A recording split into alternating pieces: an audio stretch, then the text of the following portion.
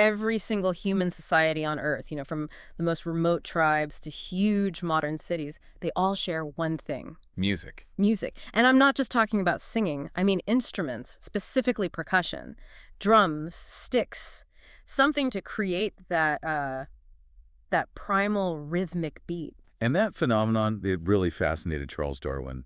He suggested that our deep connection to rhythm isn't just cultural. Right. He thought it might reflect something, well, much older, ancient brain functions that could be shared across huge evolutionary distances. And that is exactly the idea we're diving into today. You shared some incredible sources with us about a really compelling subject. The poem cockatoo. The male palm cockatoo, Proboscis aterimus from northern Australia, and it's the only non-human species we know of that uses a manufactured tool just to create a rhythmic performance. So our mission for this deep dive is to really unpack the research, to show that this bird's drumming, it shares the fundamental architecture of human rhythm. It's a cross-species comparison. A very rare one, and it gives us genuine clues about where our own sense of rhythm might have come from.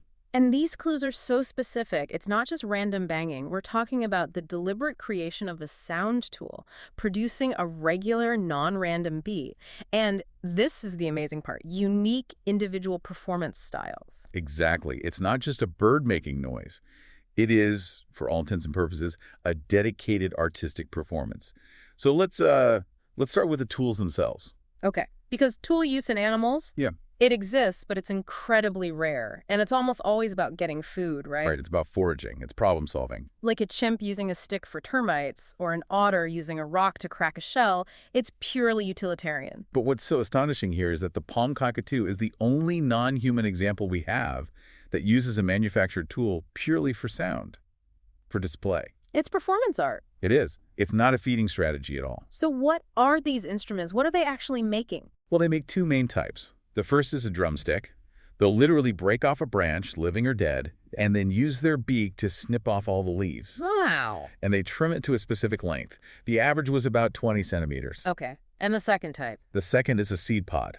They use these hard seed pods from the Grevillea glauca tree, and they'll even adjust the shape with their beak before they use it. So once they've got their custom-made instrument, what does the performance actually look like? They're not just, dropping the stick on a log. No, not at all. It's highly controlled. It's complex. The bird grasps the drumstick or the pod in its foot. In its foot, okay. And then repeatedly strikes a hollow tree limb or a trunk.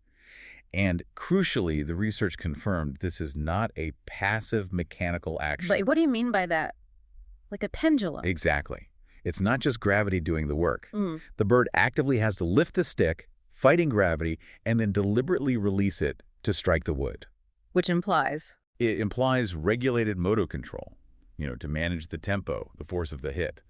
He's holding this branch almost like a human drummer, actively choosing when and how hard to bring it down. So it's an intentional percussive strike. Very intentional, much like a drummer controlling a stick to get a specific sound on a snare. Okay, so we've established the how, they build the instrument, they know how to hit it with purpose. But the real question for music is the when.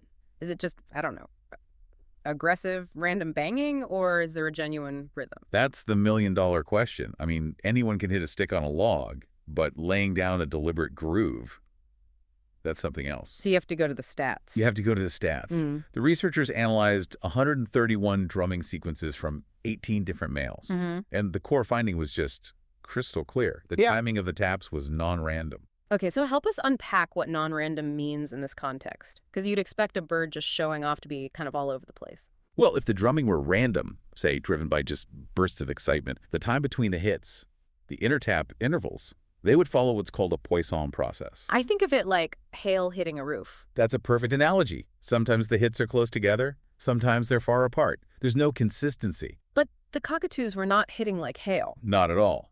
Their sequences showed significantly less variation in the spacing between taps than you'd expect from chants. The bird is actively trying to smooth out that variation to keep a regular beat. That consistency, that just screams cognitive control. And speaking of control, if they're trying to show off their fitness, wouldn't they just drum as fast as they possibly can? That's a great question, and it's a really logical assumption. But the data just completely flips that on its head. How so? The range of intervals was actually quite wide, from 0.09 seconds up to almost 3 seconds, but the mean interval was 801 milliseconds, give or take. 800 milliseconds. For those of us who think in music, what does that translate to? It's about 75 beats per minute. That's a gentle walking pace. It's not some frantic drum solo. It's not, and that really highlights the control. Drumming fast can sometimes rely on simple repetitive motor loops. Right. But maintaining a consistent tempo, especially a slow one, that requires a regulated motor pattern, you're intentionally holding back, spacing those hits out precisely. It's a choice of tempo, not just a physical reaction. So the final piece of the statistical puzzle would be predictability then. Precisely. It's not just about low variation. So they did a further analysis on the 7 longest sequences, looking for something called autocorrelation. It means that the length of one interval helps you predict the length of the next one. The sequences weren't just steady, they were predictable. If you heard one beat, you had a very, very good idea of exactly when the next one would land. And that predictability, that's a hallmark of human music. It's one of the defining features, absolutely. And these birds are doing it in the wild. Okay, so the next piece of data is, I think, just astonishing. It's not just that they have rhythm in general. It's that individual males have their own consistent drumming patterns, their own signatures. This is where the comparison to human music really just blows wide open, because it suggests a strong analogy to the distinct individual styles you find in human musicians, in composers. How do they measure that?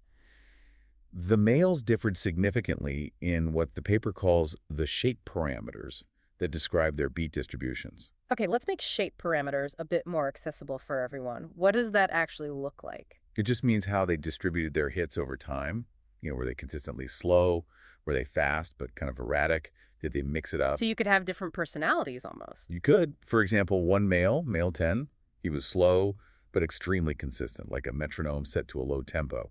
But then you had male 2, who had a faster overall rate, but with more variance. Yeah. A bit more aggressive, maybe. And you said some even mixed it up. Yeah, male 17 was fascinating. He's mostly consistent, but he'd punctuate his rhythm with these occasional, deliberate, faster sequences. So my rhythm is my identity. If I'm 10, my slow and steady thing is my signature tune. That's incredible complexity. And this leads us to the big question, right? The context. Why? Why go to all this effort? He's definitely trying to impress someone. He is absolutely trying to impress someone.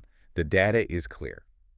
Drumming is overwhelmingly performed in an intersexual display. A courtship ritual. A courtship ritual. Here's a statistic. 67.5% of all the drumming sessions they recorded happened when a female was present. And when a female wasn't there? Only 25.9% of encounters without drumming.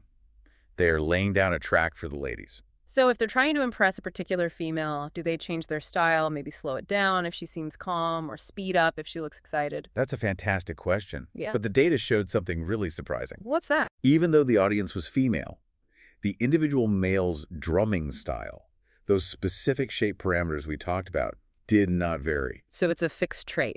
It seems to be. It's not something he adjusts on the fly. It's more like a permanent billboard advertising his quality, not a conversation. That's a great way to put it. It suggests that having these individually recognizable rhythmic signatures on top of their vocal and visual displays, it just helps him compete. Yeah. It's a stable marker of his fitness, his coordination, that a female can assess over and over again. So to really understand the implications for our own love of rhythm, we have to compare the palm cockatoo to other species that use percussion. Right. And many animals do. Lots of birds and mammals use their bodies to bang on things. But if we're going to talk about evolution, we have to look at our closest relative. The chimpanzee. And they absolutely drum. They beat on hollow objects with their hands, their feet, even with rocks sometimes. Captive chimps have even shown some underlying rhythmic abilities. But where do the cockatoos pull ahead? What's the key difference in complexity? Well, wild chimp drumming sequences, they typically lack that regular, predictable beat. And crucially, they don't seem to manufacture tools specifically for drumming. They just use what's around. They use what's handy, yeah. A rock, their own hands. The palm cockatoo is the one that combines both of those key human elements, the manufactured tool and the regular, predictable beat. That's what makes it the gold standard in the non-human instrumental world. Okay, so they have the rhythm and they have the tools. But here's the critical distinction.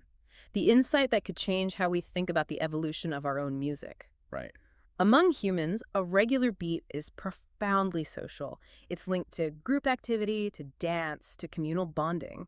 You drum to get everyone on the same page. That connection is incredibly tight for us. Think about marching or dancing at a concert or ceremonial drumming. Rhythm is group synchronization. It's cooperation. But the palm cockatoo's regular beat is fundamentally a solo performance. Exactly. He's not drumming for a group of other cockatoos to dance along. He's drumming alone for an audience of one. And that difference is it's vital. Because that human connection between rhythm and group cohesion is so tight, researchers have long assumed our rhythmic ability must have evolved for social reasons. To make us better collaborators. To make us better collaborators, to help us bond as a group. But if the origin of rhythm is purely social, then the cockatoo shouldn't be rhythmic. His performance is purely competitive and individual. And that's the clue. The palm cockatoo provides this necessary piece of the puzzle we might have been missing.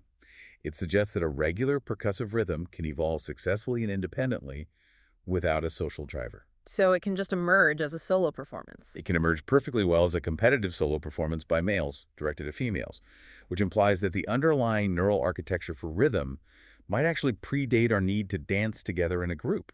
So let's synthesize this. What does this all mean for us? We have found a species whose tool-assisted drumming meets several statistical universals of human music. Percussion, a regular beat, repeated parts, individual styles. But its function is purely individual. It's about courtship and competition, not cooperation. It forces us to go back to Darwin's idea that a regular beat has a primeval aesthetic appeal, something that resonates across species. And the cockatoo suggests that our own preference for a beat Might have had much more individual competitive origins, tied to that drive to show off quality and coordination before our ancestors co-opted that skill into communal music and dance much, much later in our evolution. And that leaves us with a final thought for you to explore.